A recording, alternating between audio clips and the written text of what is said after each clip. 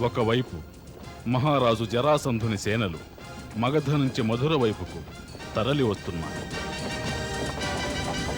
మరోవైపు మధురా నరేంద్రుని తరపున పంపబడిన రాయబారి అక్రూరులు హస్తినాపురం కొలువులో మహారాజు ధృతరాష్ట్రుని చెంత సైనిక సహాయాన్ని అందిస్తున్నారు. మా మహారాజు ఉగ్రసేనులు నన్ను సహాయం అర్థించడానికి తమ దగ్గరకు పంపించారు. ఎటువంటి సహాయం? సైనిక సహాయం. సైనిక సహాయం? మాకేం అర్థం కావటం లేదు. మహారాజా, ప్రస్తుతం మధుర రాజ్యానికి ఒక ఆపద ముంచుకొచ్చింది. మగధ నరేంద్రుడు జరాసంధుడు విస్తార సేనను సమీకరించుకుని మధురపై దండయాత్ర చేసి మధురను నాశనం చేయాలనుకుంటున్నాడు. అతడు ప్రతిజ్ఞ చేశాడట, ఆ మధురలో పిల్లలు, పెద్దలు, స్త్రీలు, పురుషులు ఏ ప్రాణైనా ఇక జీవించి ఉండరాదని.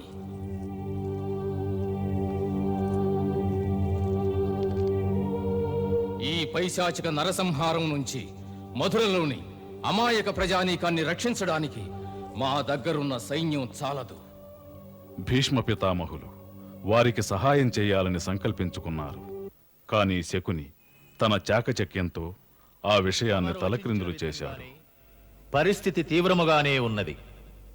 ఇటువంటి పరిస్థితిలో మహారాజు ఉగ్రసేనులు ఏ సహాయమైతే కోరారో దాని విషయమై మనం పరిశీలించవలసింది. ఖచ్చితంగా భీష్ముల వారు నిజమే వచించారు. తప్పక విచారించవలసిందే. సమస్య ఇంత బలమైంది కనుక దీన్ని గట్టిగా పరిశీలించిన తరువాతే మనం సమాధానం ఇవ్వాలి.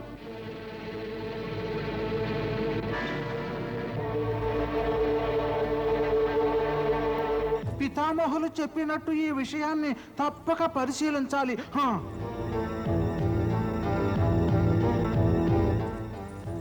ప్రతి అడుగు తమరు లెక్క ప్రకారం వెయ్యాలి. ధృతరాష్ట్ర మహారాజు శకుని మాటలకు లోబడి వెంటనే నిర్ణయం తీసుకోవడానికి నిరాకరించాడు. కుమార శకుని సలహా సరి అయినదే. ఈ విషయం గురించి బాగా పరిశీలించి ఆలోచించవలసిన అవసరం ఉంది. అంతవరకు సేనాపతి అక్రూరుల వారికి రాజమందిరపు అతిథి గృహంలో విశ్రాంతికి ఏర్పాట్లు జరిగేలా చూడండి. దీనితో మహామంత్రి విదురులు అత్యంత దుఃఖితులై భీష్మ పితామహుల చెంత కరుదించారు. ఇప్పుడు జరుగుతున్నది ఉచితం అంటారా లేక అనుచితం అంటారా? అనుచితం, పూర్తిగా అనుచితం. అయితే తమ గొంతు ఎందుకు మూగబోయింది? ఇంతటి తీవ్ర విషయాన్ని గురించి రాజ్యసభలో తమ అభిప్రాయం ఎందుకు వెల్లడించలేదు? కానీ భీష్మ పితామహులు తన అశక్తతను తెలియజేసి తాను ధృతరాష్ట్రుని యొక్క ఆజ్ఞను పాటించి తీరవలసిందేనన్నారు. ఏమిటో చెప్తాను విను. మాత సత్యవతికి నేను ఆనాడు ఇచ్చిన వాగ్దానం నేను ఆ సమయంలో ఇచ్చినది. అప్పుడు ఆమె అడిగినది నీ మాట మీద నమ్మకం ఏమిటి అని. నీ వంటి పరాక్రమవంతుడు వీరుడు నా నిర్బల సంతానాన్ని వధించి సింహాసనాన్ని అధిరోహించవచ్చును కదా అన్నది. అప్పుడు నేను వాగ్దానం చేశాను, ఆమె సంతానంలో ఎవరైనా హస్తినాపుర సింహాసనాన్ని అధిరోహిస్తే బ్రతికున్నంత వరకు వారికి సేవ చేస్తానని, వారి సింహాసనాన్ని రక్షిస్తానని, వారి ఆజ్ఞను నేను పాటిస్తానని వాగ్దానం చేశాను. అటు శకుని ధృతరాష్ట్రుని ఉసిగొలుపుతున్నాడు. జరాసంధుని ద్వారా మధుర నాశనమైతే ధృతరాష్ట్రుడు తన పుత్రుని రాజును చేయటానికి అవకాశం ఉంటుందని, ఇక పంచపాండవులకు వారి తల్లి కుంతీదేవికి ఎవ్వరూ సహాయపడరని బోధించాడు.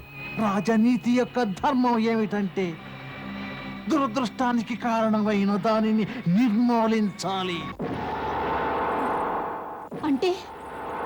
అంటే అవసరం వచ్చినప్పుడు పాండుపుత్రులను నిర్మూలించాలి.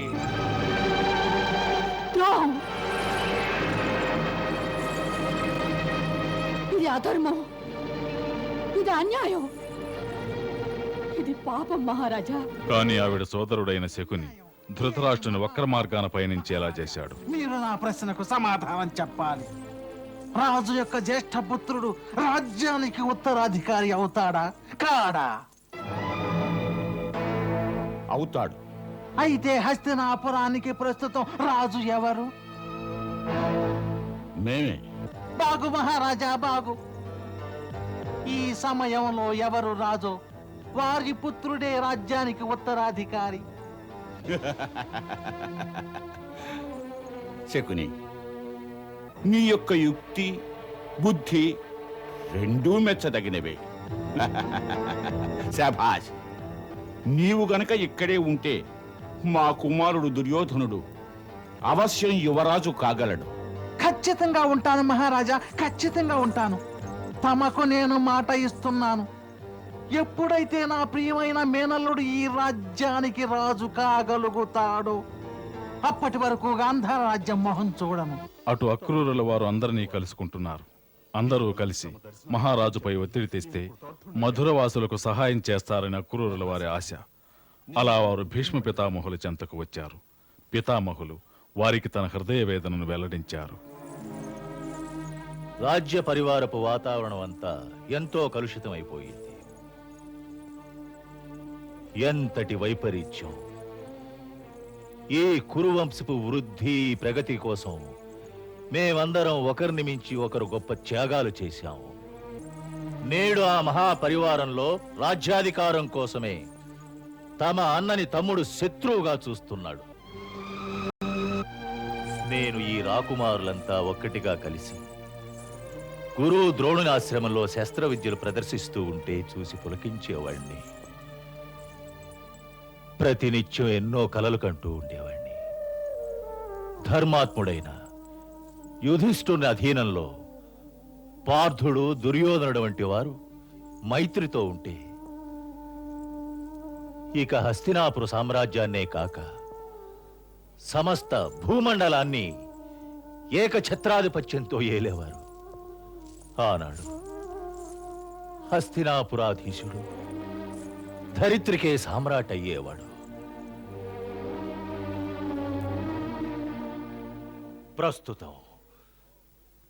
ప్రస్తుతం స్వార్థం, లోభం ఈ పరివారం యొక్క శక్తిని తునాతునకలు చేసి వేశాయి.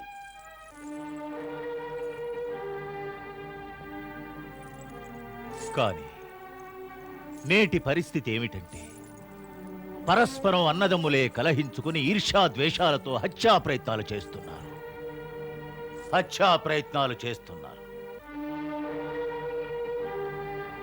నేడు ధర్మానికి అధర్మానికి మధ్యనున్న తేడా కానరాకుండా పోతోంది. ధర్మాన్ని అధర్మంగాను, అధర్మాన్ని ధర్మంగాను చిత్రీకరిస్తున్నారు. ఈ శక్తులన్నీ ఐకమత్యంతో పనిచేస్తే వీరు సమస్త విశ్వాన్ని ఏకగ్రీవంగా ఏలగలుగుతారు. ఇప్పుడు ఈ శక్తులే పరస్పరం కలహించుకొని క్షీణించిపోతున్నాయి. ఇంతకు మించిన దౌర్భాగ్యమే ఉన్నది, ఇంతకు మించిన వైపరీత్యమే ఉన్నది. ఇప్పుడు నేను, విదులవారు మా ఇరువురి కళ్ళ ఎదుట జరుగుతున్న ఈ కురువంశ వినాశనాన్ని చూసి అశ్రువులు రాల్చగలమే గాని ఏమీ చెయ్యలేకపోతున్నాం. ఇంతకు మించినటువంటి ఘోరమే ఉన్నది.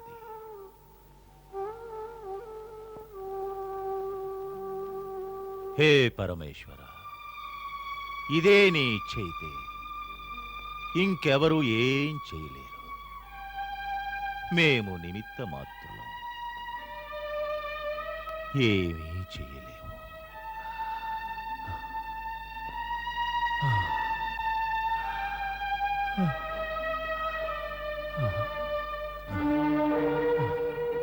క్షమించాలి అక్కురుల వారు, క్షమించాలి. నేను మీ సమస్యలకు పరిష్కారం చెప్పడం విస్మరించి మా సమస్యల గురించి ఏకరువు పెడుతున్నాను. మాకు మా సమస్యను గురించి ఎటువంటి చింత లేదు పితామహ. ఎందుకంటే దానిని పరిష్కరించగలవారు మధురలో స్వయంగా ఎప్పుడూ అవతరించి ఉన్నారు. ఆ విషయం మాకు తెలుసు. తమరు నేడు మహారాజును అవశ్యం కలిసి వెళ్ళండి. వచ్చిన పని జయప్రదం కాదని తెలుసు. ఎందుకంటే తమరు మహారాణి కుంతీదేవికి సంబంధించినవారు. సహోదరి కుంతి, ఈ క్లిష్ట పరిస్థితిలో తమరే మాకు సహాయపడగలరు. తమరు మహారాజు గారితో మాట్లాడి తమ పుట్టినింట కమ్ముకున్న ఈ ఆపదను నివారించడంలో మాకు సహకరించాలి. అందుకే నేను తమ చెంతకొచ్చాను. పరిపూర్ణ విశ్వాసం ఉంది. వారి నిర్ణయం మీద తమ ప్రభావం తప్పకుండా ఉంటుంది సహోదరి. ఒకవేళ అలా జరిగితే అంతకంటే ఏం కావాలి? దౌర్భాగ్యవశాత్తు నేడి ఈ రాజవంశంలో నా మాటకేమాత్రం విలువ లేదు. పైగా ఇప్పుడు నేను పరాధీననైన విధవరాలను. తమకో విషయం విన్నవిస్తున్నాను. నా కుమారుల చింతే నన్ను వేధిస్తోంది అగ్రజ.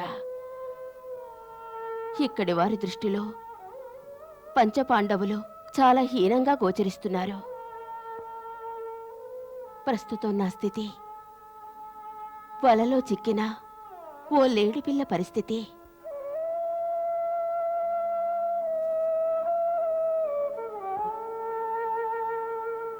దుర్యోధనుడు ఒకమారు భీముణ్ణి చంపాలనే ఉద్దేశంతో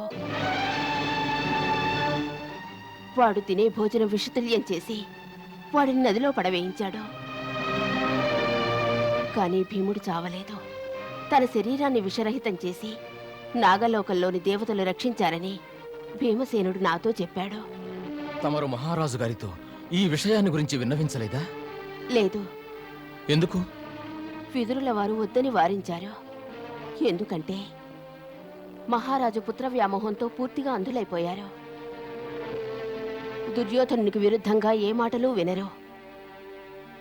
అంతేకాక తమ పుత్రుల్నే నిందిస్తారు అన్నారు.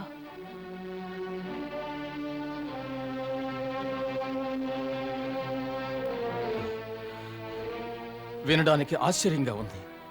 ఘనకీర్తి వహించిన కురువంశంలో తమకు సహకరించేవారు ఎవరూ లేరా? విదురుల వారున్నారు. వారి పట్లే నాకు పూర్తి విశ్వాసం. అప్పుడప్పుడు అనుకుంటాను, నా పుట్టింటి వారు ఎప్పుడైనా ఈ అభాగ్యురాలు గురించి తలుచుకుంటారా అని. తప్పక తలుచుకుంటారు. ఎప్పుడూ తలుచుకుంటారు. ముఖ్యంగా శ్రీకృష్ణుల వారు తమని ప్రతినిత్యము తలుచుకుంటూనే ఉంటారు సహోదరి. కృష్ణుడా? మా సహోదరులు వసుదేవుల వారి పుత్రుడు కృష్ణుడా? అతని గురించి నేను మహా విచిత్రమైన విషయాలు విన్నాను. అతడు ఏవో అలౌకిక శక్తులు గల బాలుడటగా. అలౌకిక శక్తులు గల బాలుడా? అప్పుడప్పుడు అనుకుంటాను, నా పుట్టింటి వారు ఎప్పుడైనా ఈ అభాగ్యురాలు గురించి తలుచుకుంటారా అని. తప్పక తలుచుకుంటారు. ఎప్పుడూ తలుచుకుంటారు. ముఖ్యంగా శ్రీకృష్ణుల వారు తమని ప్రతినిత్యము తలుచుకుంటూనే ఉంటారు సహోదరి. కృష్ణుడా? మా సహోదరులు వసుదేవుల వారి పుత్రుడు కృష్ణుడా? అతని గురించి నేను మహా విచిత్రమైన విషయాలు విన్నాను. అతడు ఏవో అలౌకిక శక్తులు గల బాలుడటగా. అలౌకిక శక్తులు గల బాలుడా? కాదు, అతడు బాలుడు కాదు. అయితే మరెవరు? తమరు నిజంగా తెలుసుకోవాలనుకుంటున్నారా? అవశ్యం. అయితే పరమ సత్యం వినండి. శ్రీకృష్ణుల వారి రూపంలో స్వయంగా సర్వశక్తి సంపన్నులైన భగవానులే ఈ ధరిత్రిపై అవతరించారు. శక్తి సంపన్నులైన భగవానులా? సర్వశక్తి సంపన్నులైన భగవానులే శ్రీకృష్ణుల వారు. తమకొక పరమ రహస్యాన్ని తెలియపరుస్తాను. నేను స్వయంగా నా చర్మచక్షువులతో వారి చతుర్భుజ రూపాన్ని సందర్శించాను. ఏమంటున్నారు తమరు? వారి చతుర్భుజ రూపాన్ని తమరు సందర్శించారా? అవును సహోదరి, అవును. నా పలుకులు విశ్వసించండి. ఈ ధరిత్రిలో ఏ మానవునికైనా తమ చర్మచక్షువుల ఎదుట పరమాత్మని చతుర్భుజ రూప దర్శనం జరిగిందంటే విశ్వసించడం అసంభవం అనిపిస్తోంది. సహోదరి, మన వంటి సాధారణ మానవులకు ఇది నిజంగా అసంభవమే. కానీ పరమాత్మకు మాత్రం ఏదీ అసంభవం కాదు. వారు తలుచుకున్న తడవని దయచూపాలనుకున్న వ్యక్తికి బండరాయిలో సైతం దర్శనాన్ని కలుగజేస్తారు.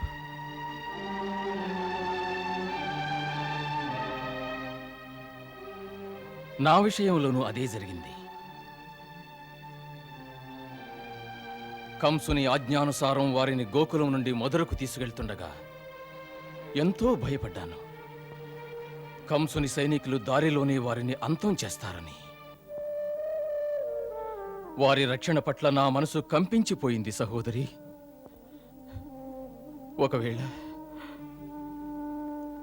ఒకవేళ నా దుస్థితిని చూసి వారికి నాపై దయ కలిగి ఉంటుంది.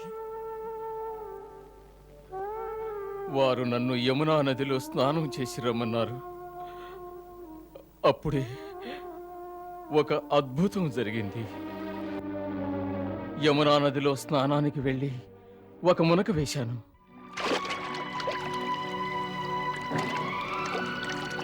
అక్రూరుల వారు,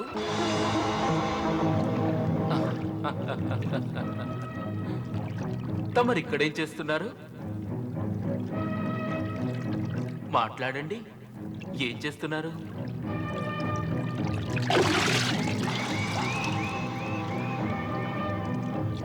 అక్రూరుల వారు, ఏమైంది? ఏమిటి ఆలోచిస్తున్నారు? ఏం లేదు. అక్రూరుల వారు, తమరు నా ప్రశ్నకు సమాధానమే చెప్పలేదు. బయట చూసినా వారే, నీటి లోపల చూసినా వారే. దేవతలు గంధర్వులు వారిని స్తుతిస్తున్నారు.